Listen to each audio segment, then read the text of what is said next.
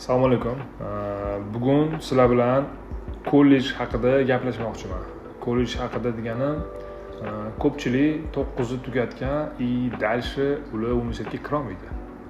Bir xillar просто 11ni tugatib universitetda o'qigisi kelmaydi. Просто желание shunaqa, masalan, tam pravasi bor, mashina haydagisi kelmaydi, shunga o'xshab yoki tam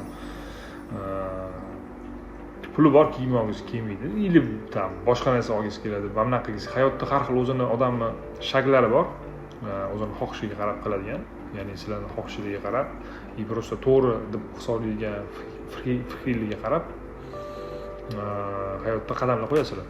Bu yerda ham shunaqa. Kollejda именно в основном 2 yil, 3 yil, 4 yil o'qiladi, universitetda sal kamroq. Plus diplomi как universitetga o'tish mumkin ko'p joylarga. Ya'ni O'zbekiston kollej diplomlari bilan uncha joyda ishlab bo'lmasa, Rossiyaning kollej diplomlari bilan O'zbekiston, Tojikistonlarda ishlasa bo'ladi, yaxshi joylarda. Chunki kollejda strogiy yaxshi o'rgatadi.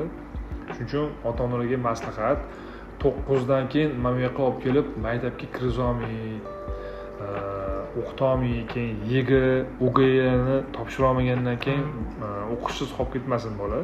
Lutchi kollejga kirib qo'ydi. Kollejga zaochniy kirgizsa bo'ladi qachon? Zaochniy kirgizsa bo'ladi qachon? Bolani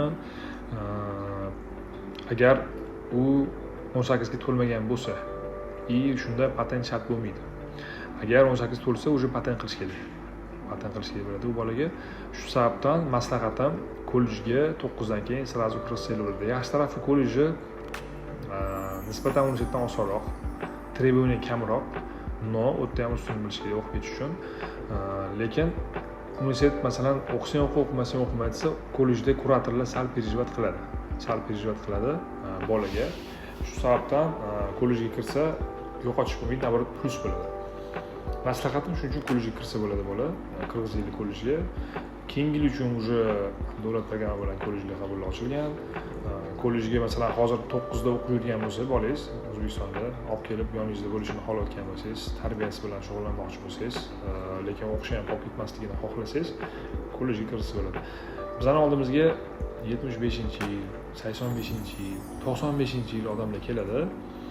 9dan keyin o'qish tashlab qo'ygan. Undan bor o'qimagan, libi kollej tashlab qo'ygan. Hozir juda afsus qiladi. Qanaqadir biznesi bor yoki bir qanaqadir движенияsi bor, qanaqadir yaxshi joyga ishga kirib olgan. O'sha yerga rivojlanish uchun unga diplom kerak. Хотя бы. Или просто o'zini развитие uchun oliy ta'limni o'qimoqchi. Lekin men afsus qiladi, shu payt tashlab olganim uchun. Hozir ular kollejda kiradi, zaochniy o'qiydi, lekin 3 yil vaqt kerak unga. Agar o'sha payt o'qib qo'yganda, hozir o'sha bitta plus bo'lardi. Bu yerda ham xuddi shunaqa narsa. Ya'ni oldinlari o'qitishmasdi bolalarni 9dan keyin, особенно qizlarni. Baribir erga berib yuboraman, boshqa bo'ladi. Ko'rsatdiki, tajribani shuni ko'rsatdiki, kerak bo'lsa eri ruxsat berishi mumkin ishlashiga yoki o'zi uchun kerak bo'lishi mumkin. Bolani tarbiyalash uchun odam o'qigan bo'lishi kerak. Shuning uchun maqsadimiz bu videodan shuki, 9-sinfdan keyin bolalarni tashlab qo'ymanglar. Любой yo'nalishga kollej bor. Xohlasanglar traktor ishlab chiqarishga, xohlasanglar transport yo'nalishiga, xohlasanglar temir yo'lga, xohlasanglar meditsinaga kollejlar bor, xohlasanglar yuridiskiy, ekonomik kollejga bor, yo'nalishlarga kollejlar bor. Xohlasanglar robototexnika, elektrotexnika, elektroenergetika, kerak bo'lsa neft, gaz va aviatsiya yo'nalishlariga ham kollejlar bor. Moskva, Peter, bu joyga bor. Hozir eng zo'r vaqti kollejni maslahatlashib, shu bahorga qarab topshiriq tashlash kerak.